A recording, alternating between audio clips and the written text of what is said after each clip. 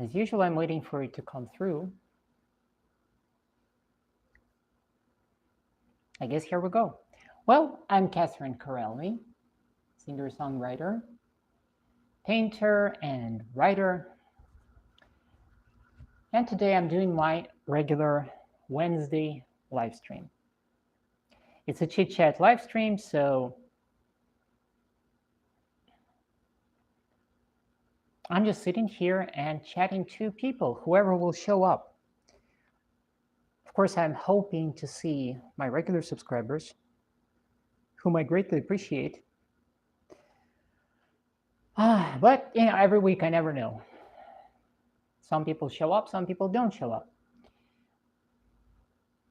A couple of days ago, I've reached the midpoint of the first book from my Sun City Murdara series. I'm super excited about this because I'm going to, according to my planner, according to my projections, I think I'll be done with the draft for the first book around April 19th. Initially, I was planning for late August, but I got into a really nice routine and I managed to write a lot every day. No days off, no weekends, and I just keep going. So with speeds like this, I'll be done with the draft for the first book as early as April 19th, as of right now, maybe even earlier. That's one thing. The other thing is that I'm talking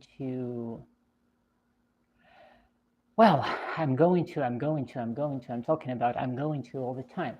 But actually, I'm already doing this. I'm getting back to music production and to painting.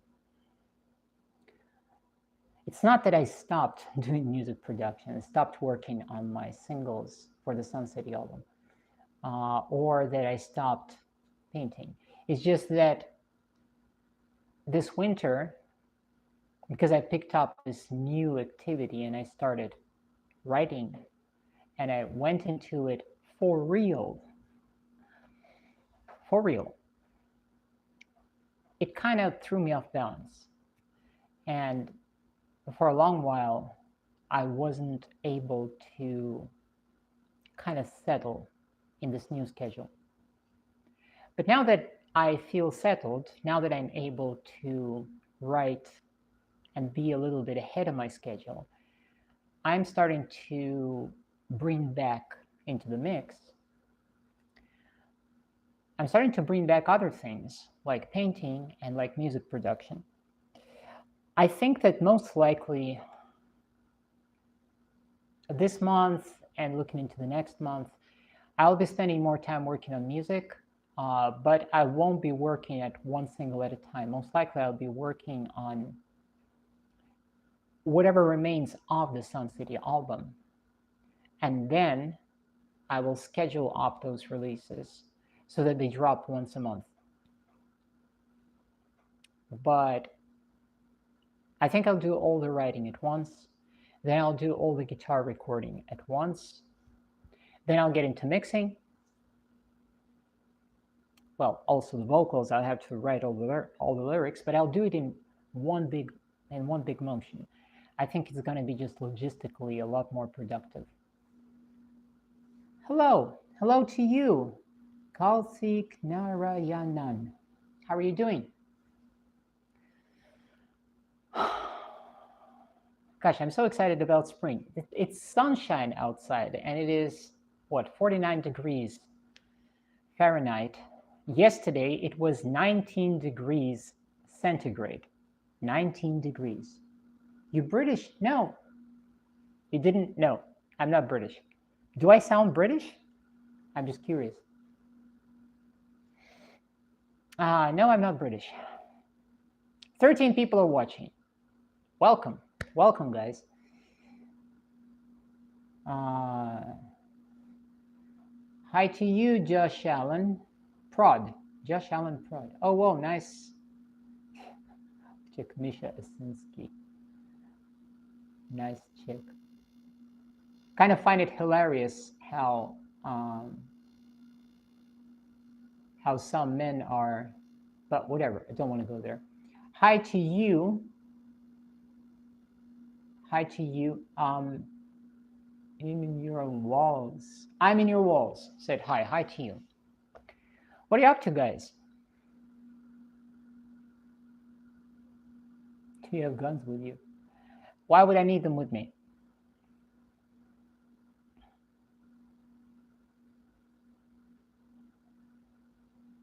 Come on, guys. Ask me a nice question.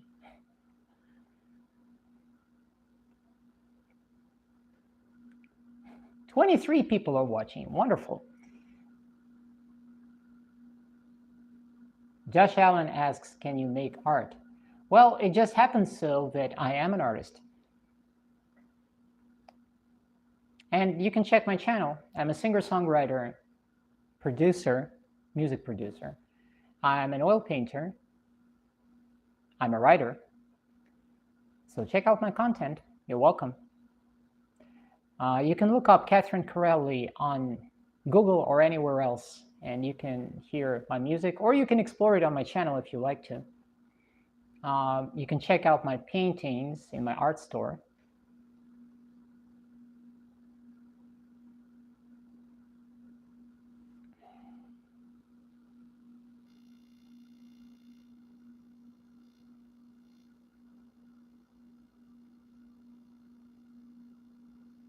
Misha Esinsky says, because you want to show something.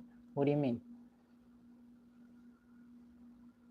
Josh, well, I just told you, you can go to my channel, and first of all, you can check out the community tab on my channel. I'm posting every day, so knock yourself out.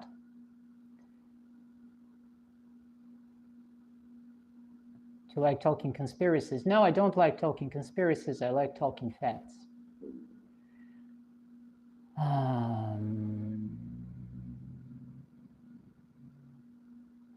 Real quickly, Darwis Punk, can I visit it there? Can I visit it there? What do you mean? Can I visit it there? I like the painting behind you. It looks like you. No, it's not me. The painting behind me is the one that I finished just yesterday. And it depicts the protagonist of my book, whose name is Anna Mira. I am working on an epic fantasy novel. Well, it's fantasy, but it's not exactly fantasy. I think that I rather use fantasy as a vehicle to talk about pretty real things. It wouldn't land squarely in the dark fantasy genre, but there's definitely some sort of fantasy. And frankly, I don't preoccupy myself with wondering where does it exactly fit. Just like I don't preoccupy myself with trying to box myself into a specific genre when it comes to music or when it comes to painting. I just do whatever I do. So the painting behind me, that's my protagonist. I'm going to paint a lot of her because in my book, the one that I'm working on right now, I want to use my own paintings. And now that springtime is coming, I sort of feel compelled to really go into it and immerse myself in this kind of work.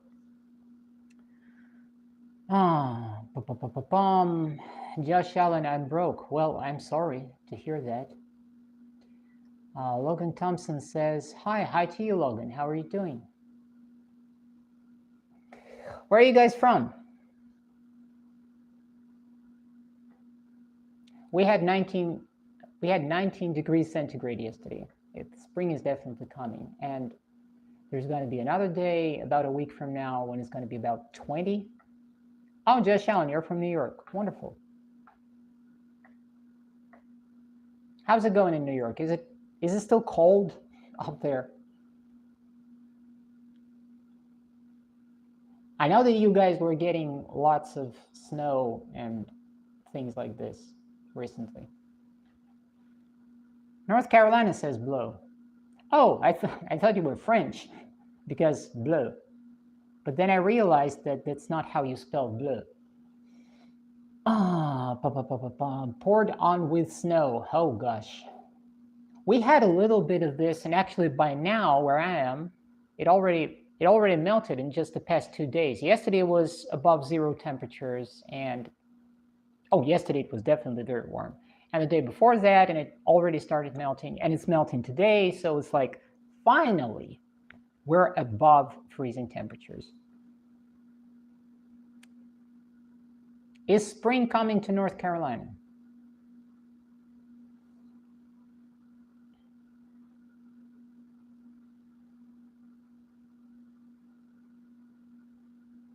Has a subscription. Thank you. Thank you, Josh Allen. I think I've seen your handle somewhere. Maybe it's just me. I don't know. Gosh, every week I go here on a live stream, and some people's handles just make me think that I've seen them before. But, I might be wrong. 60 today. Our snow is melting, thank goodness. Same story here. Same story here, and yesterday I went out for a walk, and it is just so good. Finally, it smells like spring. I love it. Spoiled Brat says, is Trump good or not? Well, what do you think, Spoiled Brat? I think I can answer you with a question. Do you have a brain, or you have no brain? And I'll leave the answer to you. Josh Allen says, okay, you guys are talking. Generally speaking, I'm trying to avoid topics like politics and religion on this channel. And frankly, I've banned certain words on this channel so that people would stop coming and just being obnoxiously toxic. Because I'm an artist. I don't want to sit here and debate people on various hot button topics. I'm getting a lag. Well, I don't know.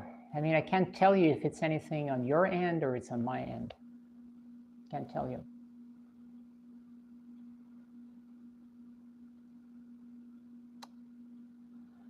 Sadly, I have to go. Okay, Josh Allen, you have a wonderful day. And I hope spring comes soon to New York.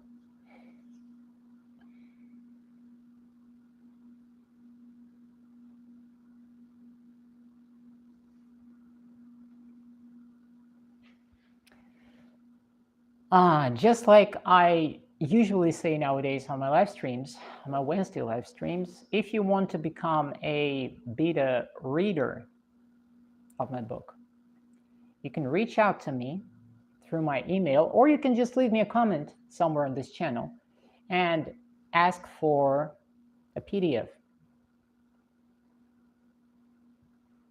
for the draft.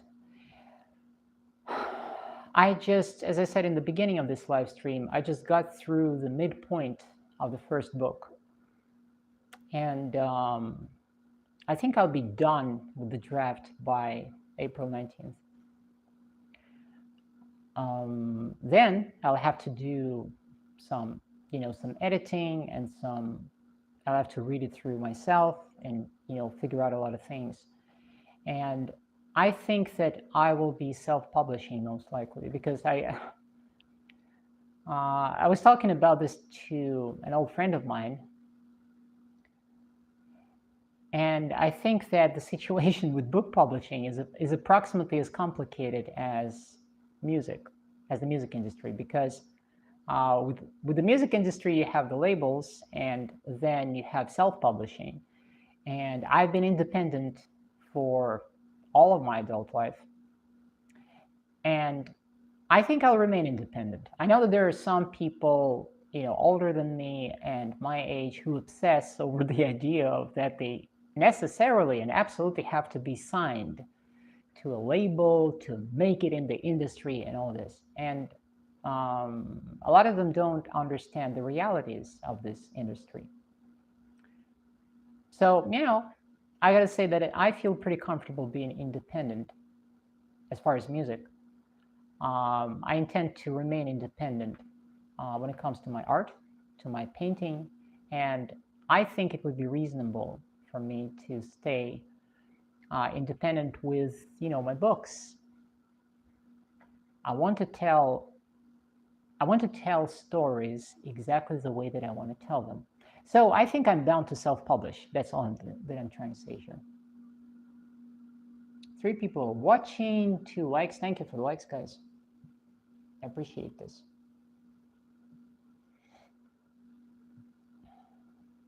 It looks like the words that I used, that I mentioned in moderation, seem to work. 3 now. Global 2. Hey, how are you doing? 4 people now are watching. Hey guys, I know that I'm not doing anything like super exceptional here. It's not like I'm, it's not like TikTok level of performance or something. I'm just sitting and having a chit chat. This is a weekly thing. I try to show up at around 4 p.m. Eastern time. It's an opportunity to strike, and hopefully interesting conversation.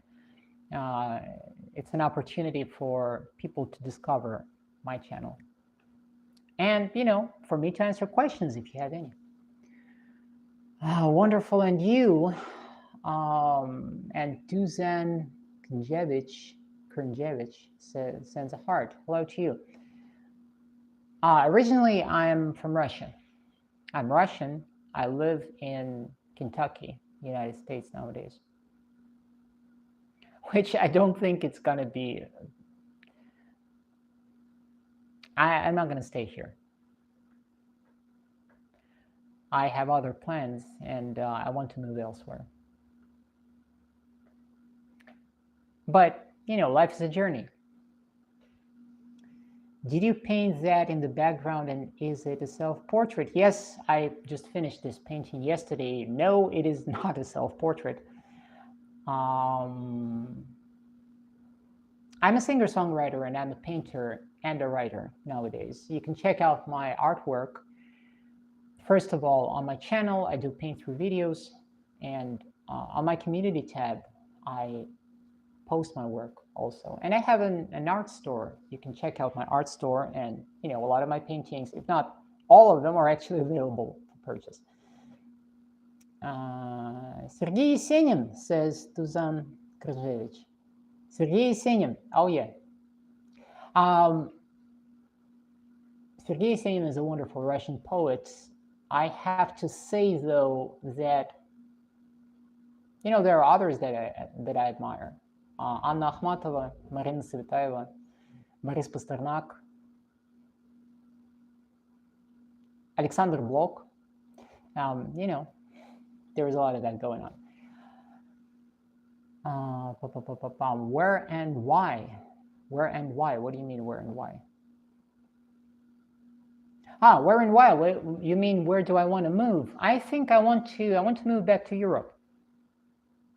I'm learning Greek nowadays. I want to land in the Mediterranean region. I feel a calling of sorts. It's hard to explain. There is a lot of practical reasons that I can list, and I can sit and talk about this for hours. All the reasons why I don't feel that I will ever fit in the United States. But there is something underneath this drive, something irrational perhaps. But I feel a calling from the Mediterranean. And I don't know, I'm an artist. It's something that I've been to the Mediterranean before. I've been to Nice in France. And I just feel that that's where I need to be. Maybe something is supposed to happen there in my life. Maybe something is supposed to happen in my personal life. Some developments. Maybe I'm supposed to meet some people, or maybe I'm supposed to discover something, or maybe I'm supposed to get inspired specifically by that region. and make something, create something, write some music, or paint something. I don't know. But I feel that Greece is where I want to go. Hemi says, hi, beautiful woman. Hi to you.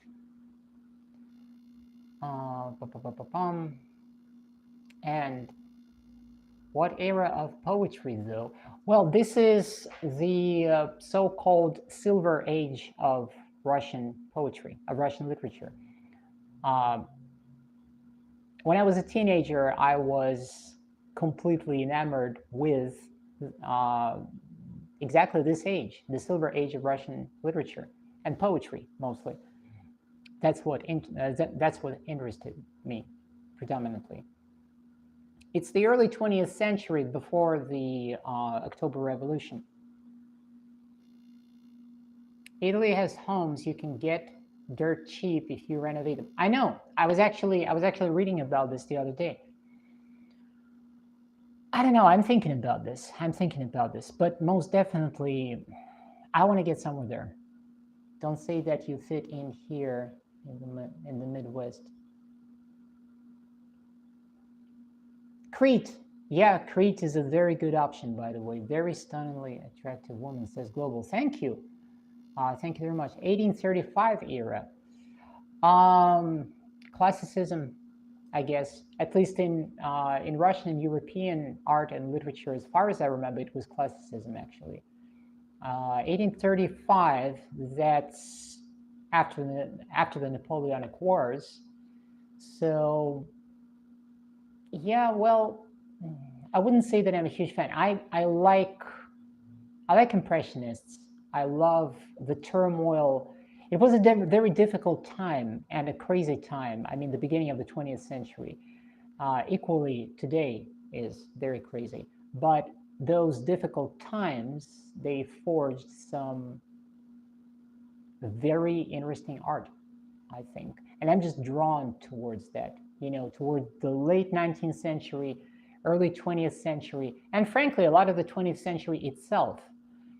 Whereas something older, while I have tremendous respect for, the classic art and literature and poetry, most definitely I'm familiar, and I read multiple times Crime and Punishment by Dostoevsky, and other classical pieces.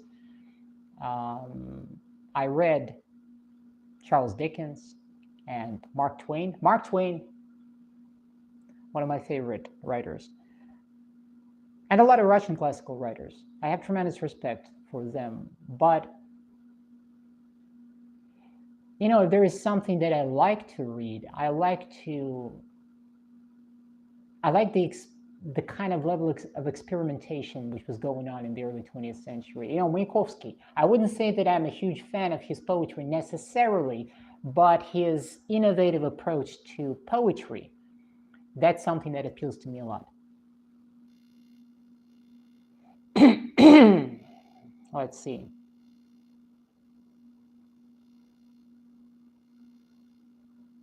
Have you been to the Louvre? No, I haven't. The only place that I've been in France, the only place that I've been to was Nice.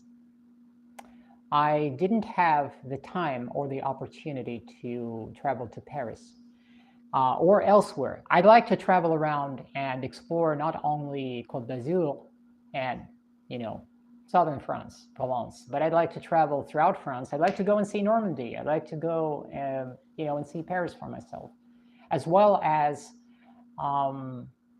southwestern France, I think, closer to the Pyrenees, to the Pyrenees Mountains. I'd like to go and see, frankly.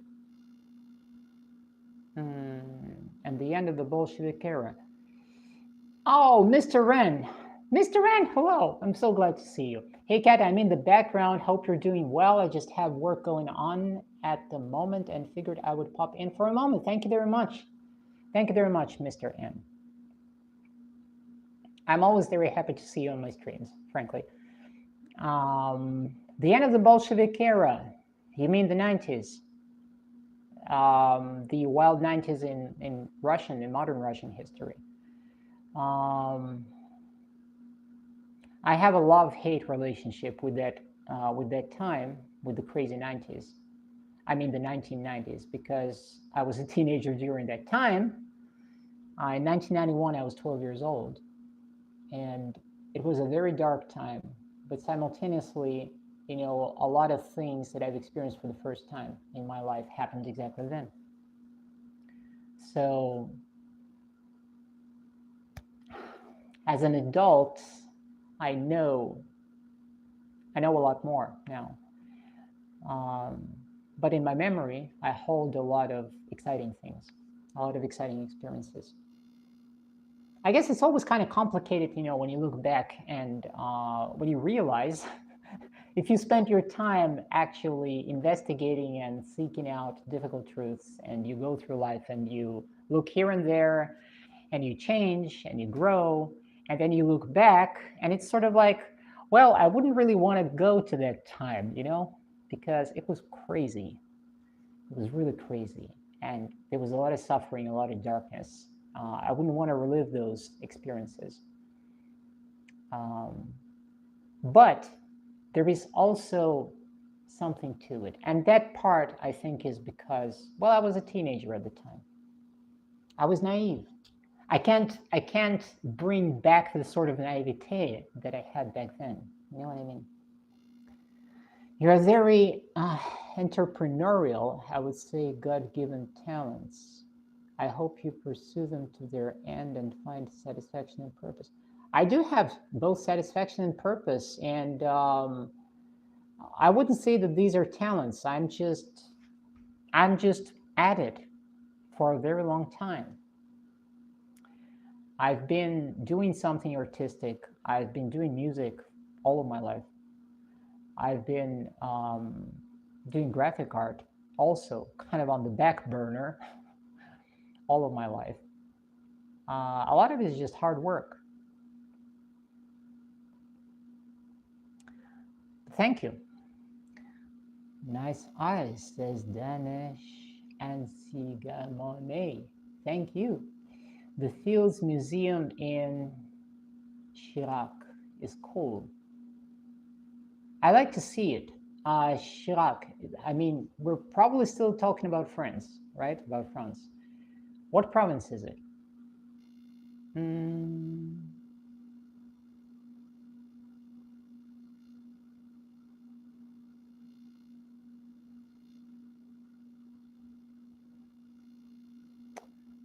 Damn, apologies, didn't mean to bring up bad memories. Well, I mean, it's okay. I mean, I'm well capable of going back in my memory to difficult times, And it's sort of in the background anyways. I can't run away from my memories, and frankly, nobody can run away from their memories. The only way to deal with them is to incorporate them, to integrate them, to process all of these things. But this is kind of more of a psychological thing. Once one integrates their life and bits and pieces, various chunks of their life, of their past, it doesn't really, it's no longer a triggering experience to travel back in your mind and to observe something. So it's fine. Slow grind of life. Yep. Slow grind of life. Yep.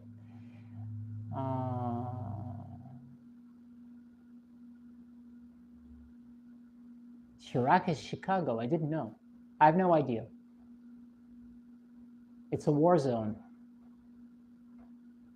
At least I do once a night when I'm drunk. Well, integration is the answer. Integration is the answer. What can I tell you? I don't drink. I don't need to drink. Chicago, I'm well aware of that, yeah. And I mean, that's one of the reasons why I don't see myself moving to an American city is because it's crazy and it's wild out there. I'm a city person. I am from Moscow. Moscow is even larger than New York City. Moscow is huge. I grew up there and I lived 40 years of my life in a big city. So I'm definitely not a rural person. I'm not a countryside person at all. I have to be around a city. I have to, or in a city. But American cities, Chicago, oh, God forbid. I mean, I'm saying God forbid rather as a figure of speech, frankly. Kentucky is the bourbon capital. Well, it is, I guess. Not that I care for bourbon. I tried bourbon when I just moved here, but it's just generally speaking, in this last 5 years or so, I used to drink a little bit, but I hate the feeling of being drunk. I don't really get drunk ever. It kind of doesn't do anything to me, but I don't like the feeling. And then, I used to drink a little bit of wine, and I mean a little bit. By that I mean a glass of wine once a year. That's a little bit. That's my measure of a little bit. Maybe a beer, half a bottle per year, but I don't do even that nowadays. Like, it's just no. Hello from Denmark. Hello to you. Simon Skirlund. Simon Skirlund. How are you doing in Denmark? What's up? So, I mean, global too. All I'm saying is that people do whatever they want. I tend to think that a good sense of measure and moderation is the best thing to go with. I just don't feel a pull for alcohol altogether nowadays. Beautiful, intelligent, and wise. What a package. Thank you. It didn't come easy. Had to work on it. And I'm still working on it. I appreciate the compliment, but it's a long and winding road, let's say. How's it going on in Denmark? Do you have spring there nowadays? All great. We still got Greenland. How are you? Yeah, I'm glad you still guys have Greenland. How am I? I'm doing fine. I'm having a Wednesday chit chat live stream when I just sit and talk to people and invite them to check out my music and my art on my channel or elsewhere. Nothing good in life comes easy, my dear. Yep. Nothing worth keeping in this life comes easy. There is a price for everything. That's how it is. In Russian, we say «Без труда не выловишь и рыбки из пруда». What that means is, without labor, you can't fish a fish out of a pond. That's the old Russian saying. Twinkie and Coke. What does Twinkie and Coke refer to? I have no idea.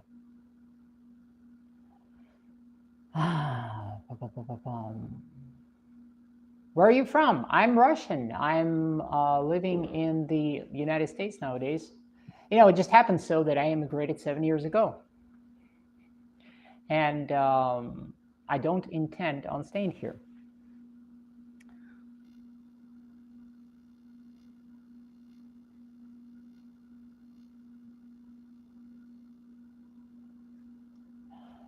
Everything costs you something, even if it is a twinkle and or a Coke. I see what you mean. Okay. Yeah, everything costs something.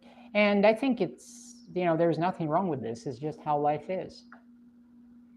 And if people get something for free, or people get something without effort, they don't truly appreciate it, and they lose the ability to enjoy the simplest of things. Steamer said, hi to you, Steamer. How are you doing? Why don't you intend to stay, and where you want to go?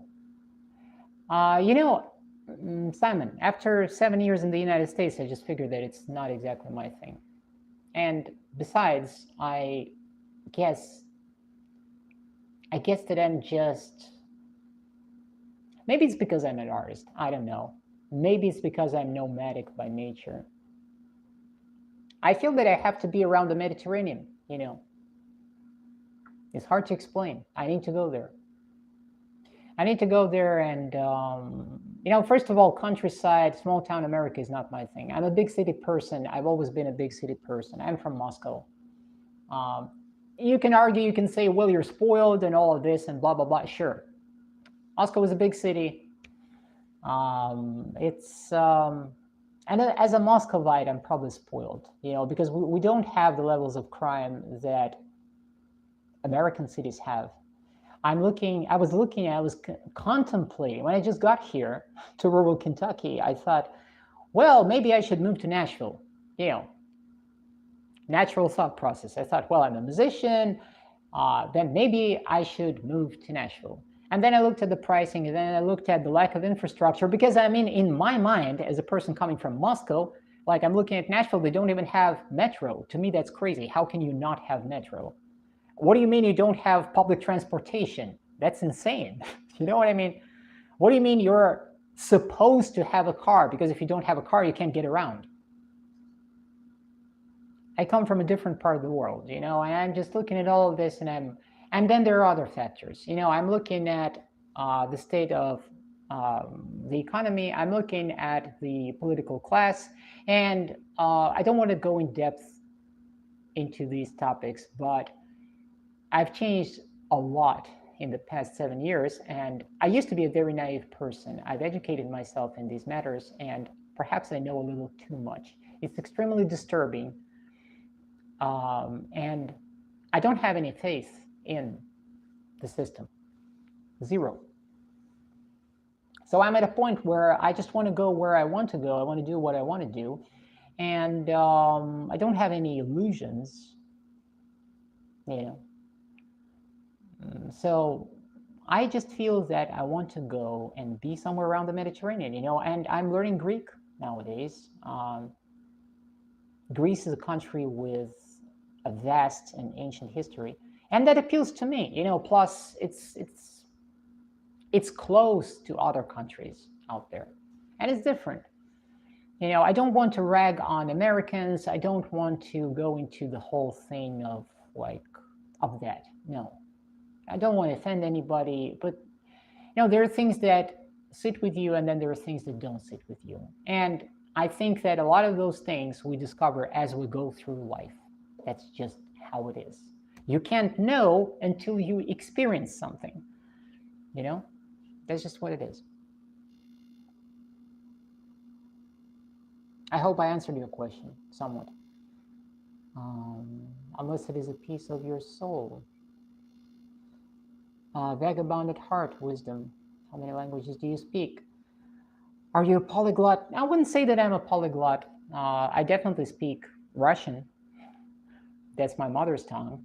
I spoke English since I was a kid.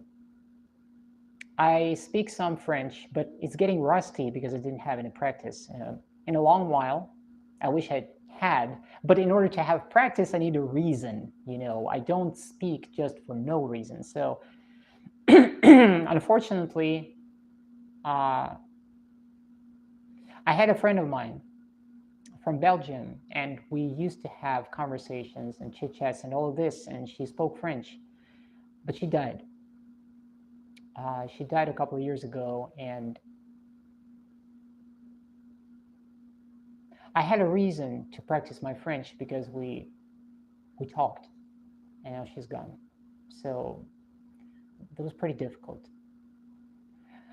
So, but I do speak a little bit of French. I used to learn it myself, and then I used to speak to my French friends on Skype and on video calls, and I was practicing. I was really trying to immerse myself in the language, and then I traveled to France, and I had a chance to grow my language skills in real time, which was fascinating.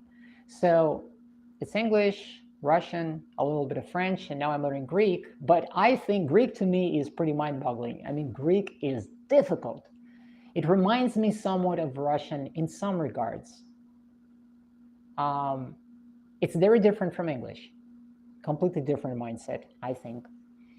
It's a gendered language, and I like it, but it's strange, you know? I can recognize some patterns that are present in Russian within Greek, but I think when I'm ready to move to Greece, I want to prepare myself, and I probably will need a tutor. I will need a real person, either a native speaker, even though I have native speakers, you know, I'm in touch with them. They're my subscribers on Instagram and elsewhere, you know, I send them messages. I ask them to kind of help me with my Greek pronunciation, and I appreciate their help, frankly, a lot. But it would help to have either a native speaker or a person who is very proficient in Greek language to teach me. I think it would be a lot better than me sitting here and trying to learn something on my own and trying to figure things out. I mean, there's a more productive way to learn a language.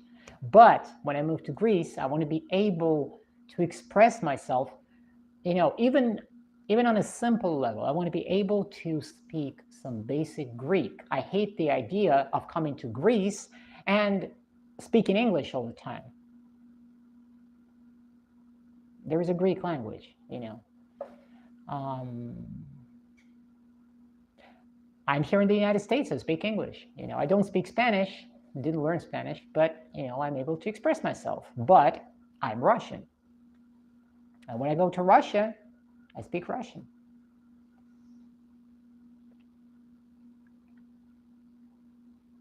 They say Russian is hardest. Well, I don't know. I would argue that Chinese is probably Chinese, Korean, Asian languages they're completely mind-boggling to me. I don't even know how people learn this. I mean, all the hieroglyphs and all that writing and variants and all the Asian languages where the pitch matters. Actually, that's crazy. I think that's a lot more complicated than Russian. But objectively, Russian is one of the most difficult languages in the world. That's true. I just think that there are more difficult languages than Russian. How many letters in Greek? 36 in Russian, or 33? I'll have to count how many letters in Greek. I don't have it from memory. You just reminded me that there are 33 letters in the Russian alphabet, but I wouldn't have been able to name it just like that. I'd have to count. I will let you speak to me in any language. Chun Chun He, I say, take your time. Take your time in Korean. I don't understand Korean. I don't understand any Asian language at all. It's, like I said, it's just mind-boggling to me. The Chinese have a very sophisticated and ancient culture. They are a very sophisticated people, and not only the Chinese. Asians, they're so different. I admire and respect them a lot for this.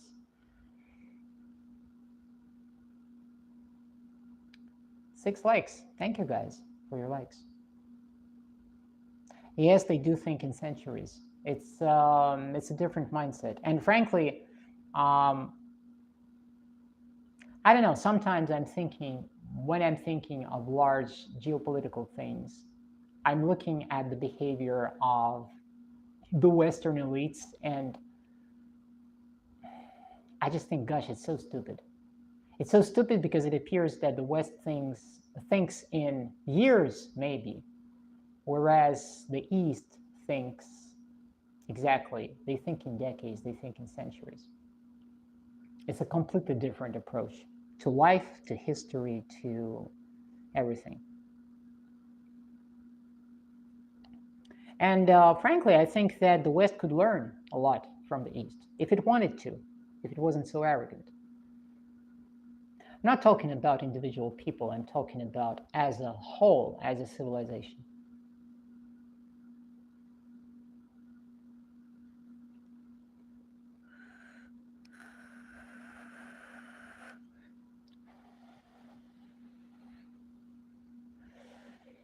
5 people are watching. I've been on here for 45 minutes, and it's wonderful. I have a lot less spam today, which is pleasant.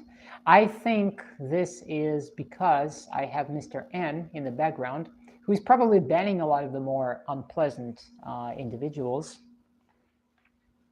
And I still don't know, are these accounts from bot farms, are they just toxic trolls, whom there is a multitude on the internet? I don't know. Yeah, but some people are just, they're not worth paying attention to. Eastern Europe is different from Western, more spiritual. Yes, I think so. And this is not that Western Europe was never spiritual.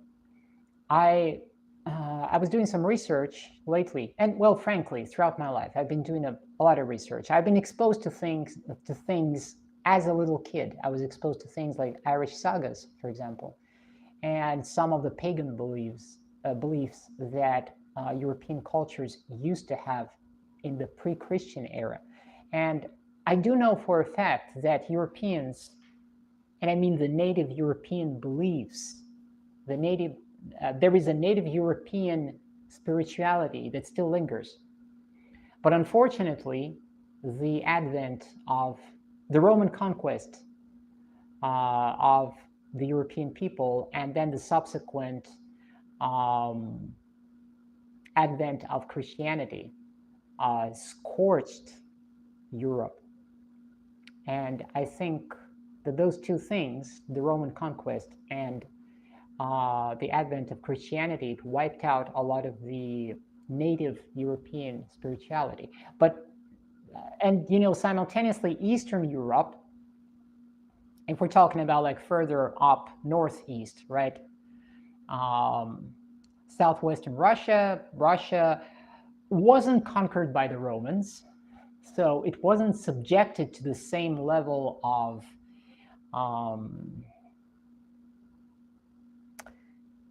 what do you call it even? I'm looking for a word and I kind of fail right now. It's on the tip of my tongue and I just can't pull it from my memory. You get what I'm saying? So I think maybe historically that that would explain why nowadays Eastern Europe has more of a kind of a spiritual edge to it as compared to Western Europe, and Western European countries lost a lot of this. I think this has to do with these larger historic processes. That's just my assessment. I might be totally wrong on this. I don't know. I'm not a historian. I'm just casually doing some research, and I'm fascinated by these topics. Have you ever seen Schema monks? No, I haven't.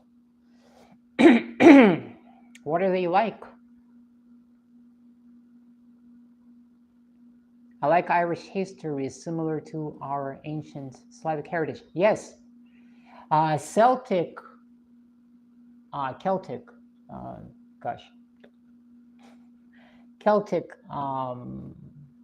tribes, Celtic history, and frankly, the tribes that were considered barbaric by the Romans, they have a lot of very interesting history. I used to look into post-Ice Age developments and like the modern humans, those times, and how populations were distributed across Europe and Eastern Europe. That's a very interesting story. There is a lot to look at, but yeah, there's a lot of similarities, and frankly, the Slavic people and the Saxons, and others, Germanic tribes, we are actually a lot closer. We are not so distant, really. It kind of sucks that because of certain historical circumstances, we ended up being so divided. I think it sucks. You should go to the Kurt Vonnegut Museum in Indianapolis before you leave. I want to go there. I read Kurt Vonnegut when I was a teenager.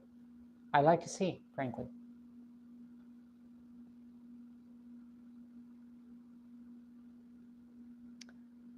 Yukalexic, I'm trying to read your handle. Where are you from? Vukalexic. Lamb Latin and after strong hand uppermost in Gallic. Upper Gallic. Uppermost in Gallic. Northern Kentucky here. I mean, what? Global 2. Are you from Northern Kentucky? Is that what you're saying? I am from Serbia, Balkans, Southeast Europe. I know where the Balkans are. I know where Serbia is. Hello, I'm Russian. I know where Serbia is. I've never been to Serbia. I'd like to visit. Actually, I've never been to the Balkans, damn it, which sucks. But I think once I get to Greece, I will have a wonderful opportunity to travel throughout the Balkans.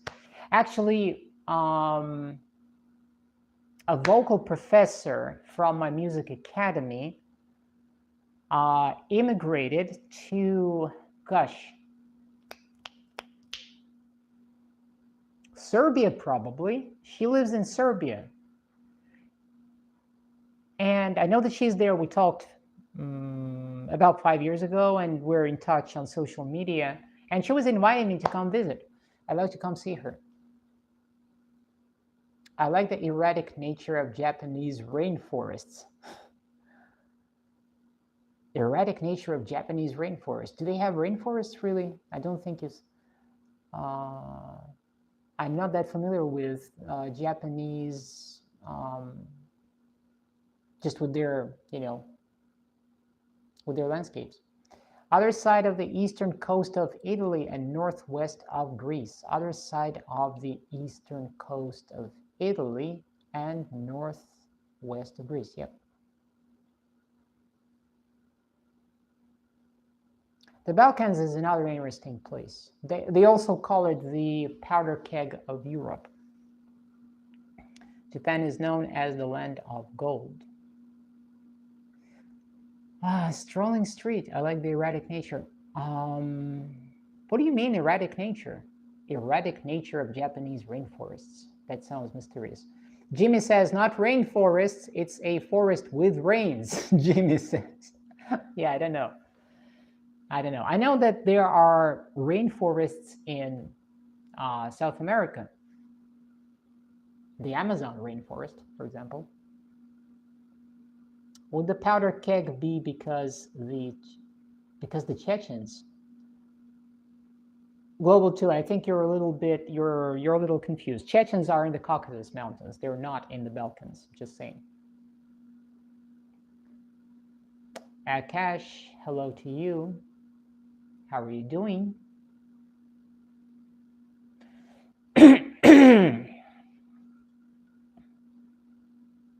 Speaking of which, about the Caucasus Mountains, I find it very confusing that Americans, whom Americans call white Caucasians. Every time I see or hear white Caucasian, to me, as a Russian, I'm thinking to the Caucasus Mountains because that's what Kavkazets means in Russian. Caucasian means from the Caucasus Mountains, namely, probably one of those nationalities. Might be Chechen, might be Ingush, something like Dagestanets, Ingush people, Chechens, etc. They are Caucasians. So, yeah. The Anglosphere nomenclature can be a little confusing. Vikings, says Jimmy J404. Spoiled Bread says Chechnya. Yep, Chechnya is a republic within the confines of the Russian Federation. You're exactly correct.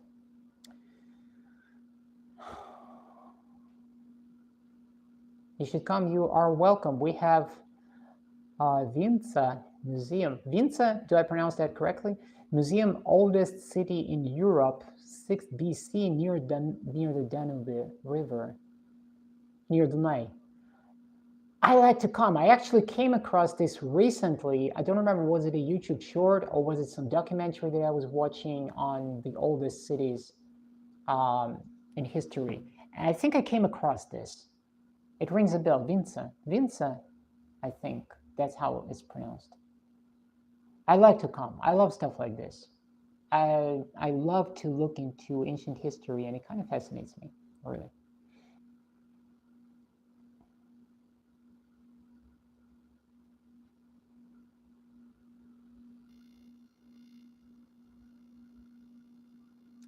The powder keg of Europe, I don't remember who coined this expression about the Balkans, but historically, well, World War I started, sort of went off, that spark that went off in the Balkans. Now, the reasons for World War I actually happening are far beyond that, and it really didn't have that much to do with Franz Ferdinand. It was way beyond that. It was more about the colonial powers trying to sort out, who's going to take the lead in the new age, and them really wanting to carve up the Middle East. The results of those things we still do see today. We still observe the consequences of it, and it's still going on. It's almost like World War I never ended, frankly. But yeah, there's that expression, the Balkans being the powder keg of Europe. I kind of use this expression half jokingly because, money, politics, influence, colonial ambitions, all the old stuff. Most importantly, capitalism, nowadays late stage capitalism.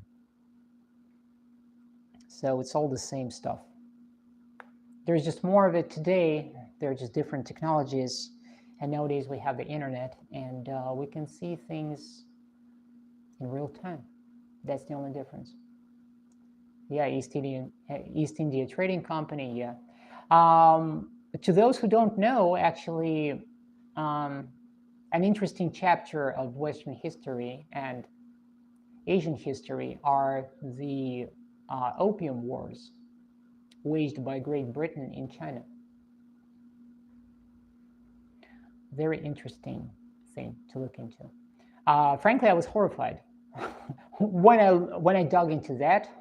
Gosh, the nation that considers itself to be, the civilized people, these very civilized people that went around the world and what they did to native populations, what they did to other cultures, the subjugation, the torture, the destruction, the rape and pillage of other cultures. It's barbaric. It's kind of akin to Romans who genocided people just at will, just because they liked it that way. It's akin to Romans who went after the Gauls, and they genocided a third of the Gallic population. The other third they sent into slavery, and then to the last third of the Gauls, they said, well, welcome, now you are under the Roman Republic. Isn't that cool? Well, cool, because it's utterly insane to me, frankly. The same Roman mindset, which is basically, we're better than you, we're the best, as a matter of fact. Our religion is the best, our civilization is the best, our nation is the best, and you, everybody else who doesn't fit, everybody else who doesn't bow the knee, who doesn't bend to our will, is inferior. That's the Roman mindset. And it's pretty harrowing to see that same mindset re-emerge over and over again in other countries, in other cultures, over and over again. And in that regard, nothing really changed since those ancient times. It's pretty crazy.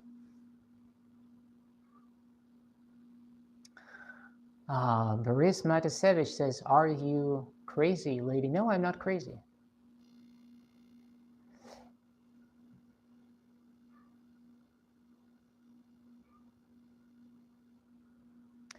Boris Matasevich, if you want to, verify the validity of what I'm saying, go and do your own research, and you will discover a whole lot of interesting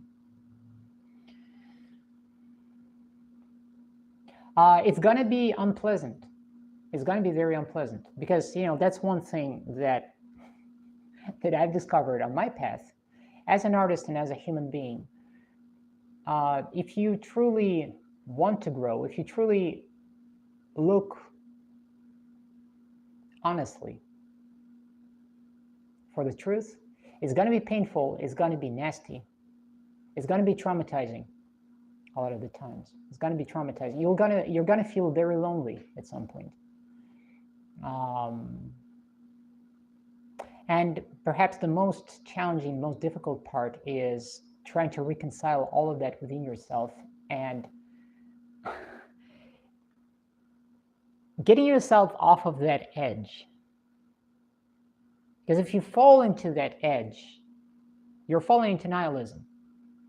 It's very difficult not to become nihilistic and utterly disgusted.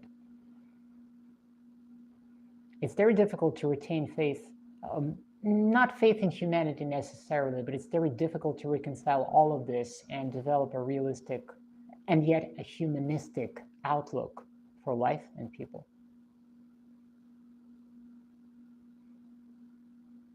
All of this comes at a price. Knowledge is not free.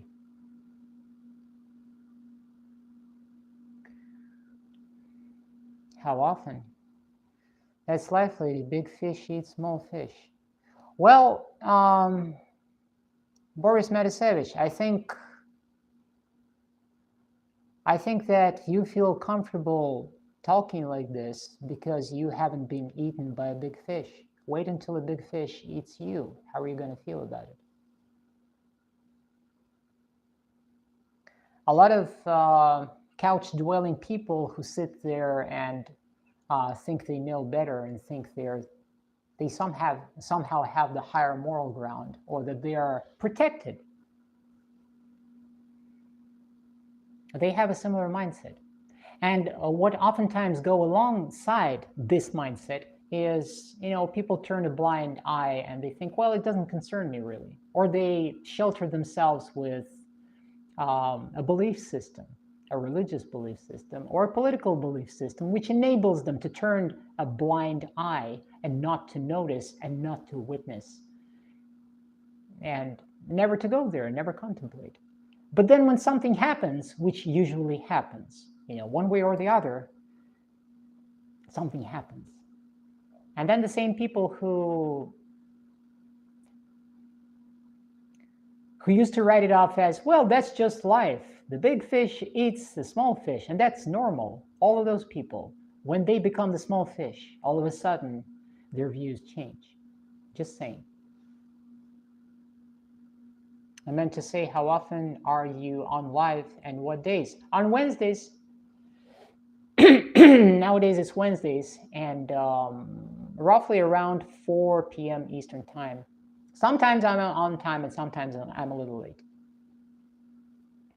Vuk Alexic says, yeah, we are small fish, but at the end we destroy even bigger fish who try to occupy us. Yep, I agree with that, yes. I enjoyed the chat, Catherine. It was a pleasure, and I will keep up with you. Thank you very much, Global 2. Hi, do you like Nirvana? Well, yes, to a certain extent. I mean, when I was a teenager, I used to listen to them. And I have appreciation for grunge music and Kurt Cobain, and, I like some of their songs. Another thing is that I wouldn't say that I'm necessarily like grunge is my favorite genre of music. I actually wouldn't say that I have a favorite genre of music. I prefer a blend of death metal with a touch of grunge, for example. I like nu metal, for example. I like Korn. I like Slipknot.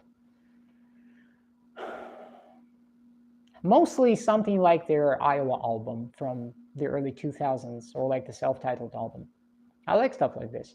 I don't like the over-technical metal stuff. That's a little too much. Even though I listen to plenty of Dream Theater. Slayer, well, to each their own. Deftones, yes. Deftones is closer to me, yes. Perfect Circle, yes. Flyleaf, maybe to a certain extent. Guano Apes, that's a European band actually. They're rather alternative rock. They're not metal, really. I also listen to Ginger occasionally. I also listen to Gojira.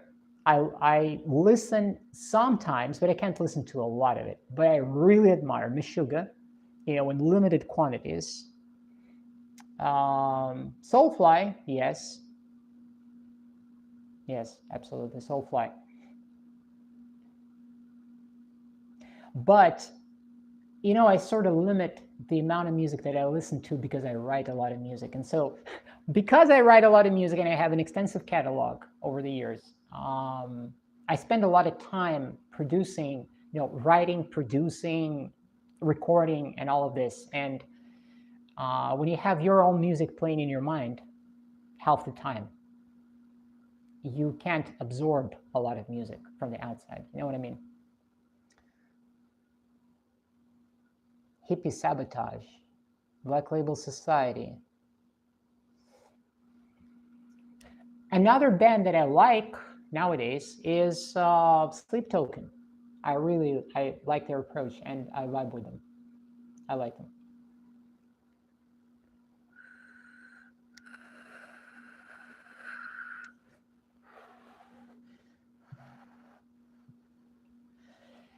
However, guys, it's been an hour. I usually hang out here on Wednesday for 1 hour, roughly. Sometimes it's an hour and a half, but I have to be going. Boris Matisevich says, try to be hunter, not dinner, and don't talk crazy things. Boris, I think I'll ignore your advice. I think I will ignore your advice. I am neither the hunter nor am I the hunted. I prefer to stay out of this paradigm.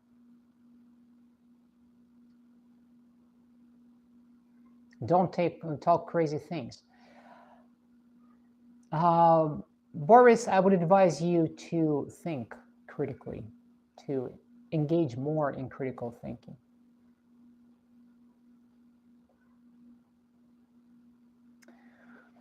Oh, you're an amazing woman. Thank you, Global 2. Thank you for the compliments.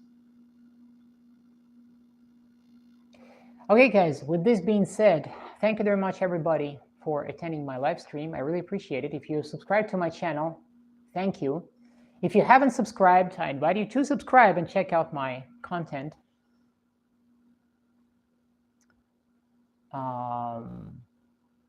Check out my content, check out my music. And if you like it, great. If you don't like it, that's okay. Check out my art store. Check out my paintings. And thank you for being here.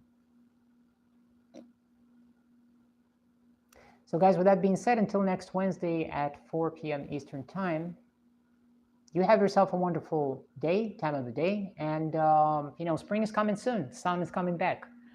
I wish everybody well. Ciao.